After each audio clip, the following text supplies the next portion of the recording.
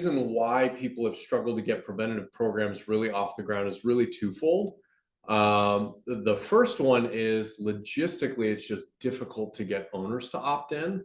And then the second part is, how do you know which types of repairs you should be doing to ultimately reduce the cost either for your own assets or your investors' assets?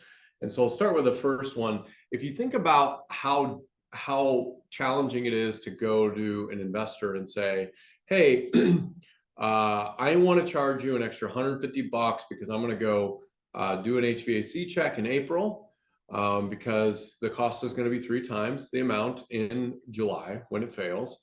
And I want to be able to do it. So I want you to spend $150 that you didn't plan on spending, and you need to trust me.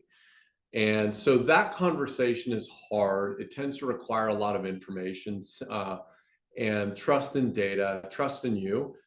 And then very specifically, however many owners you have to have, that's how much you multiply it by, how many conversations you ultimately have to have. And so the reason historically is logistically, it's difficult to get a compelling message to so many. That's why people in the past have really shied away from it. But obviously, with the pressures that are on the market to reduce costs, it's one of those things that has to be solved for.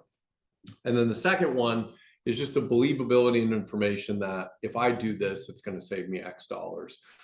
Anybody would sit there and think, the likelihood of a car failure, a car accident is X%, and I just want a very small amount. You can do the math in your head and ultimately say, this is a good statistical decision. Not having that data makes it very difficult to have a conversation and have somebody spend money that they don't absolutely have to.